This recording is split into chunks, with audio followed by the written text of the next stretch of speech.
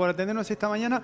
Más que nada te contactamos por una nota que publicaste vos esta semana, este análisis que solés hacer el diario, contando, entre otras cosas, nos empezamos a acostumbrar a la hostilidad y al destrato, al maltrato. ¿Cómo es esto? ¿Cómo ves vos y analizás lo que está pasando en la sociedad? Y yo hilvanaba algunos episodios aparentemente inconexos de los últimos días. Uno que nos conmovió, como fue ese ataque brutal a una mujer en un campo de golf de Pinamar. Otros que tienen que ver con el discurso público, con la forma en la que se reacciona desde actores institucionales para canalizar discrepancias o discusiones en el debate público, político. Otro con el hecho de que una escritora, Dolores Reyes, denunció que ha recibido una avalancha de amenazas a raíz de la polémica que ha generado la incorporación de una novela suya como lectura escolar. Bueno, son episodios, ya digo, que no parecen tener, no la tienen, de hecho, una conexión directa entre ellos, pero que nos hablan de algo general, que es cómo vamos naturalizando la prepotencia, la hostilidad, la violencia, a veces física, a veces simbólica, a veces verbal, en nuestra vida cotidiana, ¿no?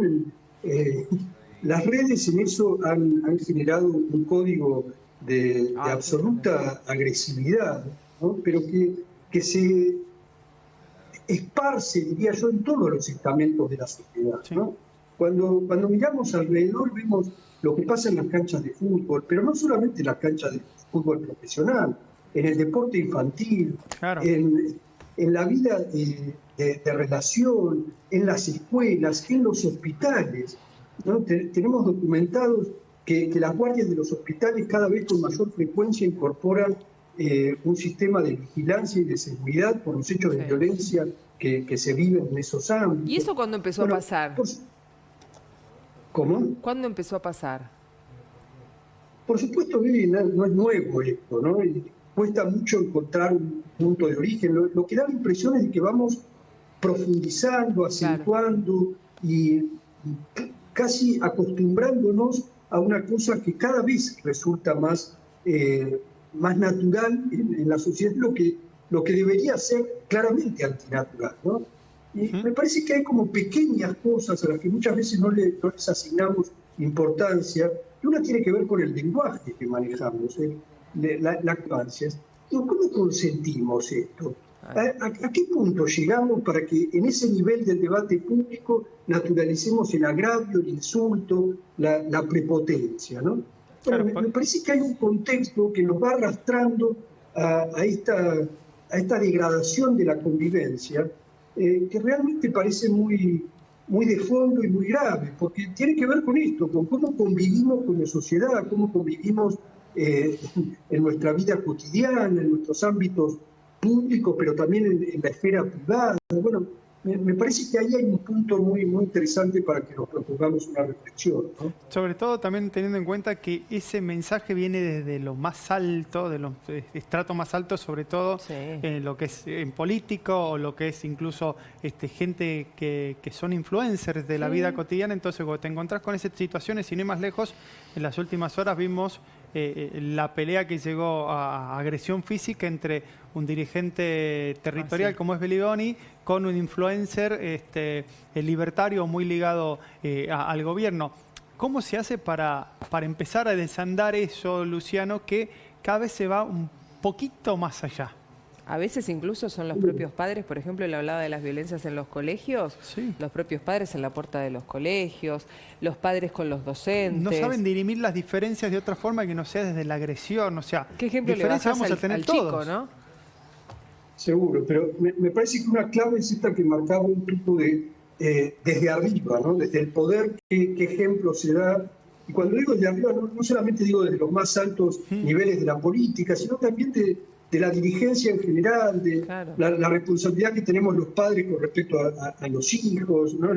Los docentes. Me parece por eso que ahí hay como un gran debate social, pero efectivamente en el ámbito de la política y del poder se está naturalizando algo que ya hemos vivido en etapas anteriores, pero que es la violencia retórica, ¿no? Vos fíjate que el diccionario actual de la política incorpora todos estos neologismos que remiten a formas de violencia. Cuando se habla de domar al otro, cuando en la jerga libertaria se incorpora este concepto del mandril y hablan de mandrilandia, aludiendo a una figura que remite a la humillación del otro, al sometimiento del otro. A veces lo tomamos con ligereza, inclusive hasta nos parece superficial o banal, pero en eso hay algo muy, muy de fondo, que es cómo concebimos la discusión con el otro, desde un lugar civilizado o desde un lugar de atropello, de prepotencia. Además, el otro no es el enemigo porque piense distinto a mí.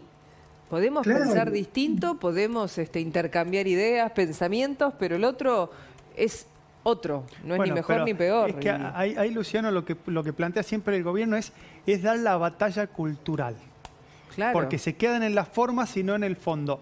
¿Pero qué es esto? ¿O qué es lo que interpretás vos que el gobierno llama batalla cultural? ¿Que necesitan domesticar o domar al otro para que el otro empiece a ver las cosas como la veo yo?